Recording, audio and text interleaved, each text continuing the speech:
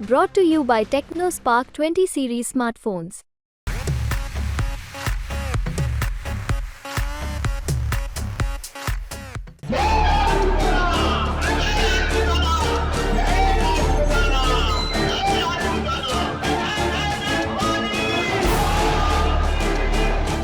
લોકસભા ચૂંટણી મેદાનમાં જ્યાં એક બાજુ પ્રચાર પ્રસાર શરૂ થઈ ચૂક્યો છે, ત્યાં બીજી તરફ ક્ષત્રિયોનો વિવાદ છે તે ખતમ થવાનું નામ નથી લઈ રહ્યો. ઠેર ઠેર સંમેલન થઈ રહ્યા છે, રાજ્યભરમાં રોષ વ્યાપેલો છે. ત્યારે સાબરકાંઠા જિલ્લામાં ક્ષત્રિય અસ્મિતા સંમેલનનું આયોજન થયું, જેમાં મોટી સંખ્યામાં સાબરકાંઠા અને અરવલ્લી જિલ્લાના ક્ષત્રિય સમાજના લોકો હાજર રહી આગામી સમયમાં શરૂ થયેલા આંદોલનમાં ભાગીદાર બનવા હાકલ કરી. ગામડે ગામડે સુધી પહોંચેલા આ વિવાદમાં રૂપાલાની ઉમેદવારી પરત લેવા માટેની માંગ છે તે બુલંદ બની છે. સાબરકાંઠામાં યોજાયેલા ક્ષત્રિય સમાજના સંમેલનમાં મહિલાઓ પણ ઉપસ્થિત રહી હતી અને ક્ષત્રિય સમાજ દ્વારા ચીમકી ઉચ્ચારવામાં આવી છે. આ સંમેલનમાં રવિવારે રાજકોટમાં યોજાનારા મહાસંમેલનમાં સાબરકાંઠા અને અરવલ્લીથી પણ મોટી સંખ્યામાં ક્ષત્રિયો હાજર રહે તેવું પણ આહવાન કરાયું છે. શું કહેવું છે ક્ષત્રિય અગ્રણીઓનું, સાંભળો.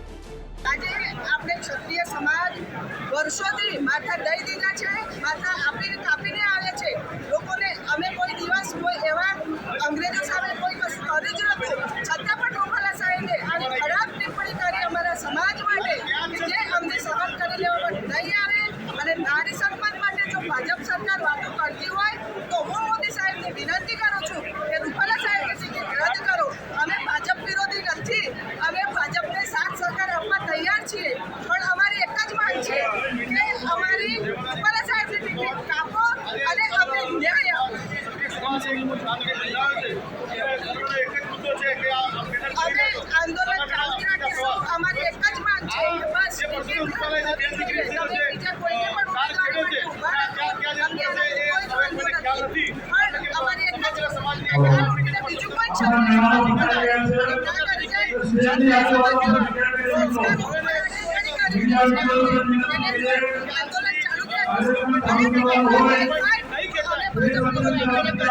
અરવલ્લી ક્ષત્રિય અસ્મિતા માટે જે સંમેલન યોજાઈ રહ્યું છે, એમાં આપ સૌ પણ જાણો છો કે રૂપાલાજીએ જે ક્ષત્રિય સમાજ માટે અભદ્ર ભાષા વાપરી, એના આક્રોશમાં આખા ગુજરાતમાં નહીં પણ આખા ભારતમાં એના સામે ક્ષત્રિય આંદોલન ઊભું થયું છે.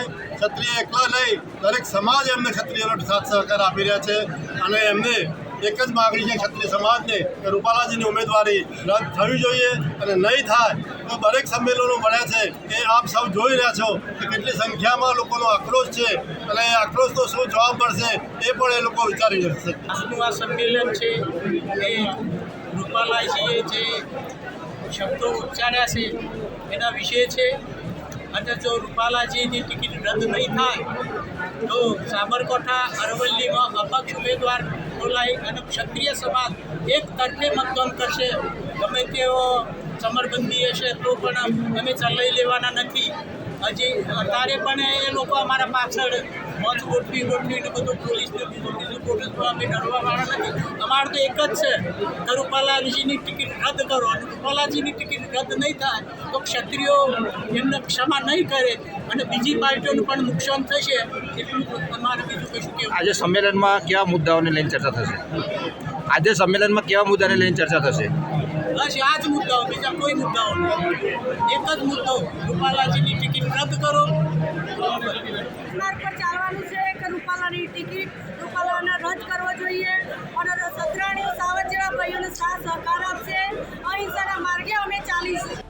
સાબરકાંઠા અને અરવલ્લી જિલ્લાના ક્ષત્રિય સમાજના લોકો દ્વારા યોજાયેલા ક્ષત્રિય અસ્મિતા સંમેલનમાં અરવલ્લી જિલ્લાના મોટી સંખ્યામાં ક્ષત્રિય સમાજના આગેવાનો તથા લોકો, મહિલાઓ ઉપસ્થિત રહ્યા હતા.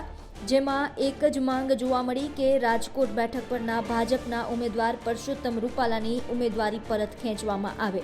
જો આવું નહીં થાય તો આગામી દિવસોમાં ઉગ્ર આંદોલનની ચીમકી પણ ઉચ્ચારવામાં આવી છે. સાબરકાંઠાથી હસમુખ પટેલનો અહેવાલ, ગુજરાત તક.